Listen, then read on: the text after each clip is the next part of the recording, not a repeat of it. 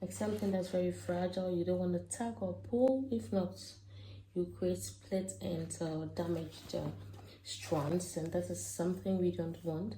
So no matter how matted it is, you have to carefully work your way through separating the tangles. And this is step one. Now there are different types of tangles depending on how she has played with her hair and what's gone in it, and also considering the fact that she came from swimming. As soon as she came home, I immediately rinsed the chlorine out of her hair because I will be using a conditioner to detangle this time, and I didn't want the chlorine to stay in her hair, and then I used the conditioner. So I rinsed her hair first, and then I began to detangle with the conditioner, a regular conditioner, and water in a spritz bottle. So this is detangle one. This is the first step.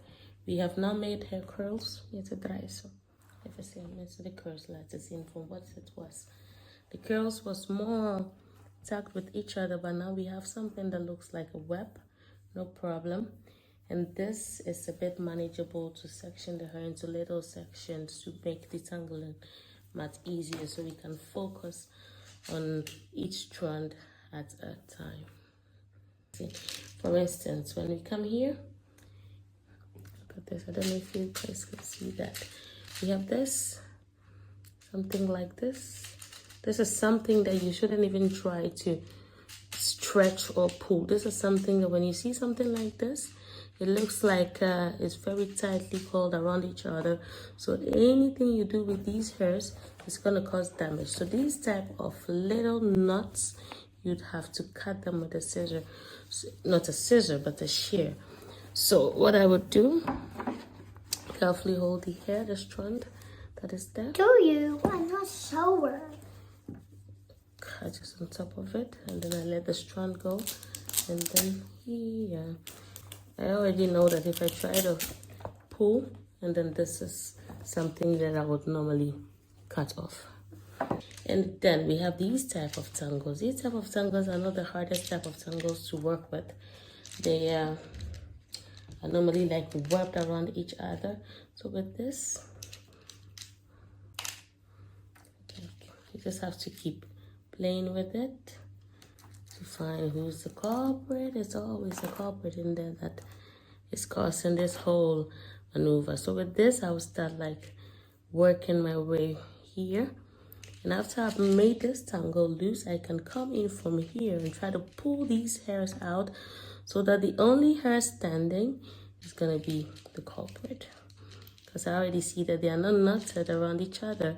So if I pull, they will come looser and looser, and there it is. Tangle is where it's gone, I mean. And there, no tangle. You let this hair go? Yeah, love. This is what I have been working on since. I'll put this on the side. I will work on every strand the same way I have. Let's see if I can find. And with some of the tangles, you have to work from inside to the to down. And one tangle, like the one I just saw, the second tangle, you have to work from outside in. So you have to figure out what angle it is. And the more you play with the hair, the easier it becomes for you to realize what type of tangle you're working with. And once you have hairs that just come loose like this, it's going to be easy when you have to put a tangle tweezer in there.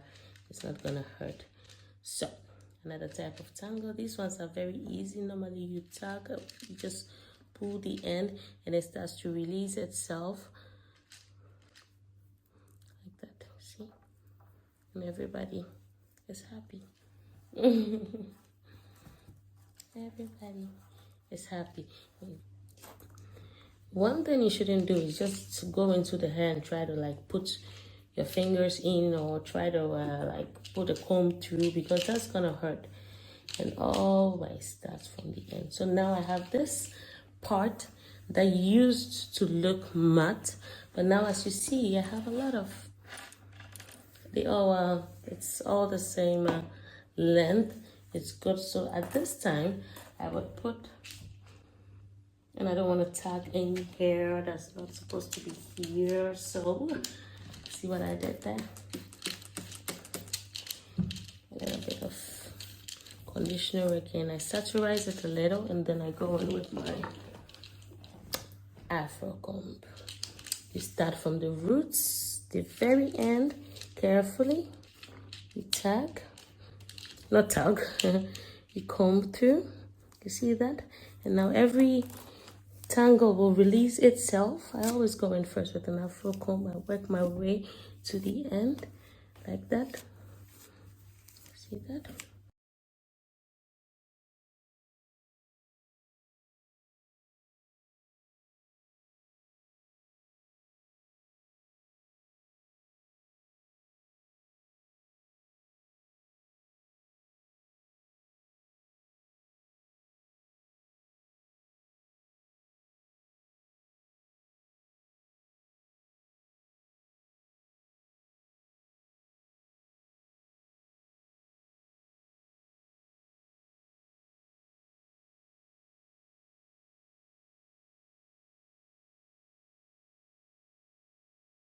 So there we go in there.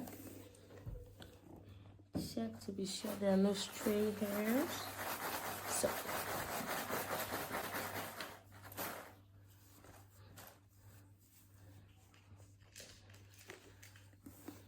there you have it. Beautiful, detangled hair.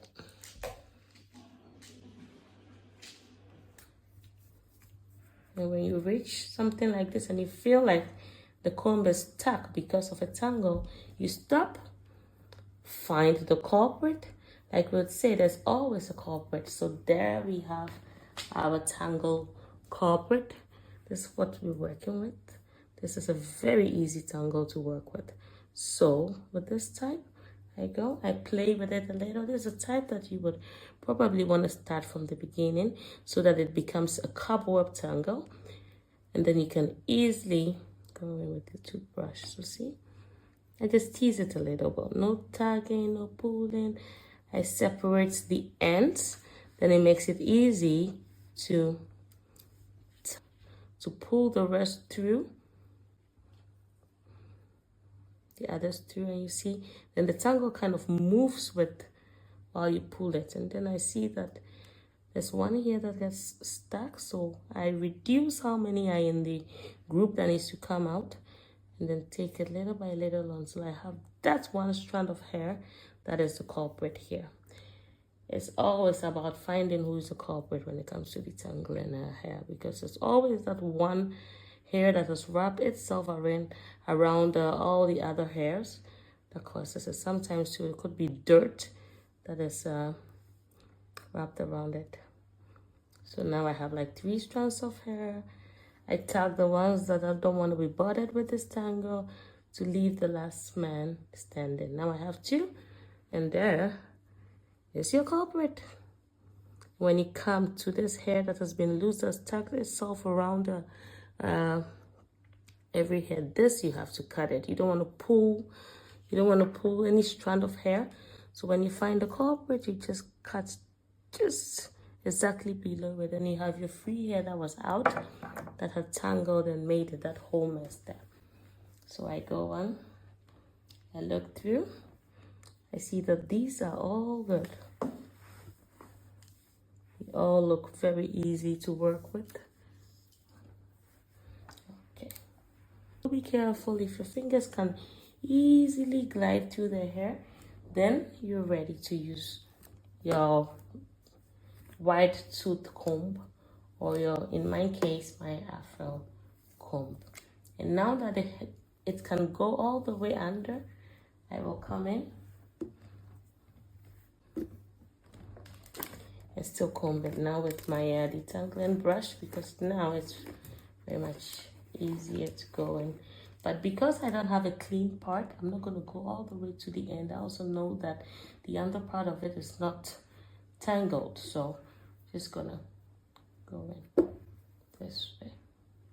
And with this, I could easily make a clean part. So I'll just go in. I'm happy with this. There you go. And we have again a beautiful detangled hair.